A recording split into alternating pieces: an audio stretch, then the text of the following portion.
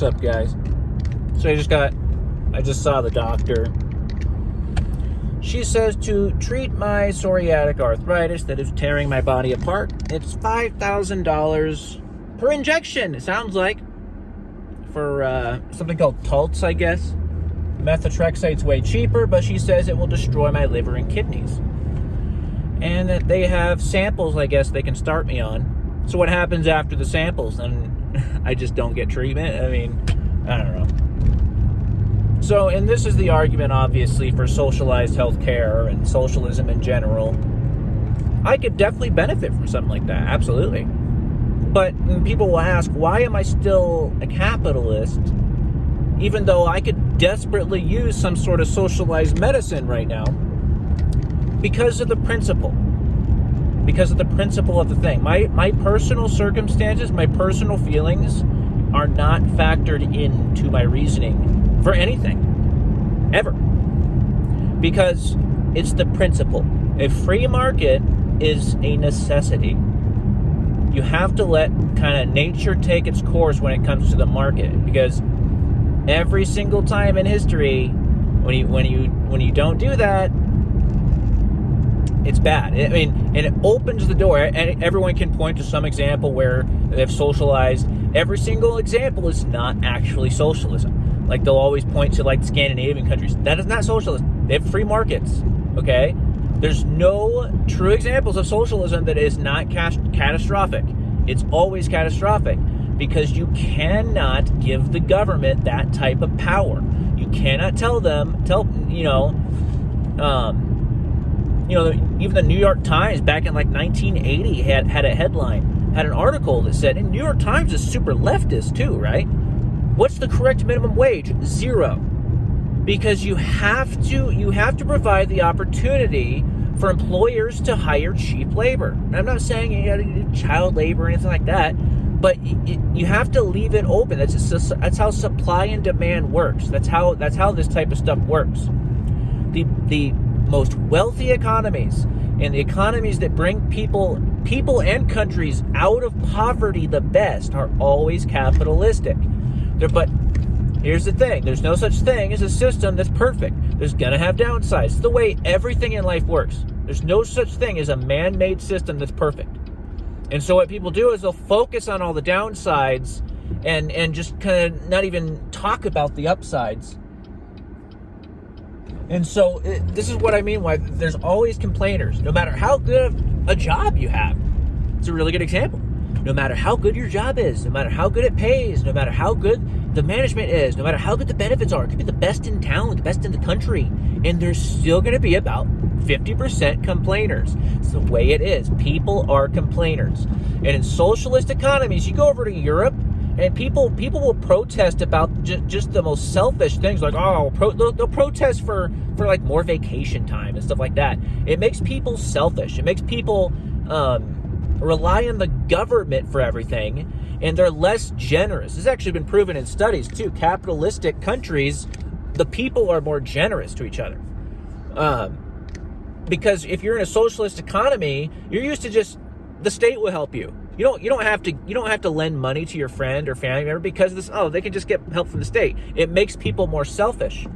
And you have to think about these broad implications. I find that people don't really think about broader implications of things like this. Is that Miranda? I thought that might be my niece. Anyway, that girl's crazy. Anyway, probably shouldn't be saying her name in front of everyone. Sorry, Miranda. I don't mean you're actually crazy if you're watching. Love ya. But anyway, where was I? There's positives and negatives with everything, and overall, you have to choose the best system overall. What's the one that's actually going to help the most people? It's always going to be capitalistic, and this is something that I feel like people don't take a broad enough look. They're kind of narrowed in on all these negatives. Like, yeah, it can definitely have some disadvantages. And they're so focused on negatives that they can't take a step back and be like, okay, but it's the best overall system. And it just is. Yeah, it sucks that I can't afford medication to treat my medical condition. I mean, that's kind of life. I mean, life sucks.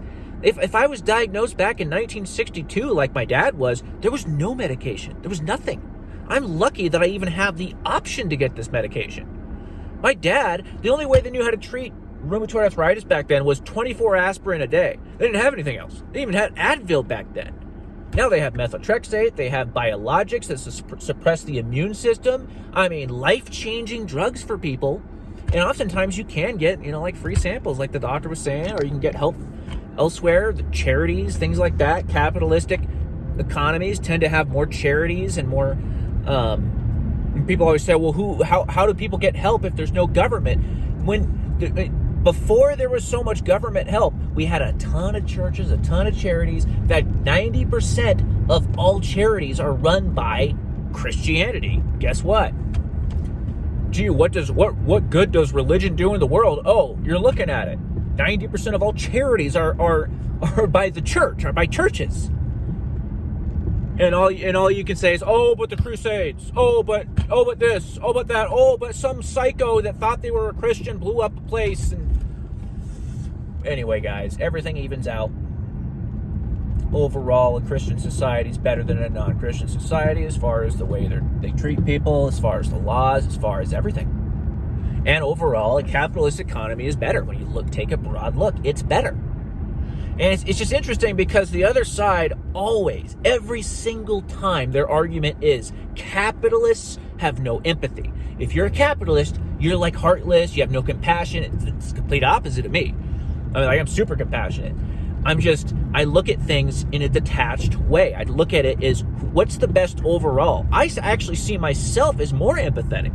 I see it as lacking empathy to not look at everyone's situation, to just look at a couple people that you know instead of everyone's. I see that as way more empathetic.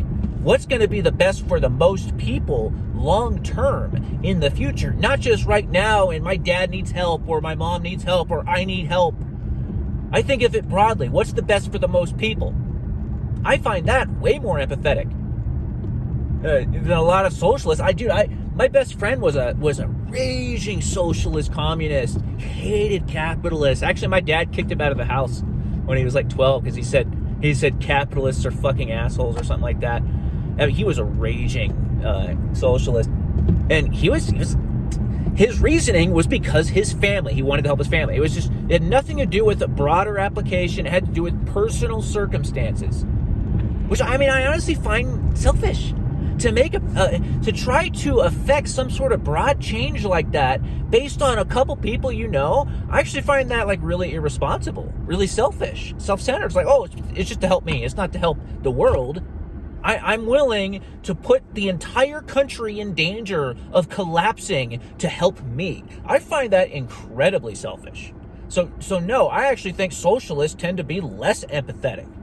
I'm not saying if you're socialist, you're not empathetic, or that those are your reasonings for being a socialist. I'm just saying that I've seen a lot of people like that. That's their reasoning for being a socialist.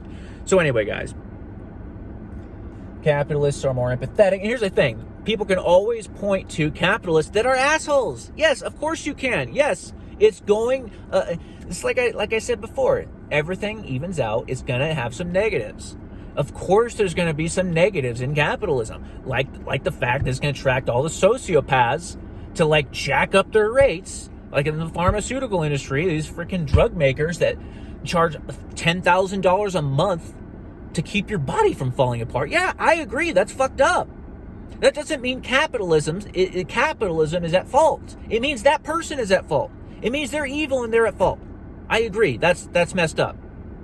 But as soon as you start making laws, that's where it gets dangerous. As soon as you start making laws saying this person has to charge a certain amount, that's where you get into dangerous territory. You got to be really careful with that type of stuff.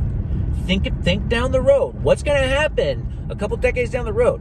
You're opening doors. You're opening Pandora's box. I feel like people don't really think about this type of stuff.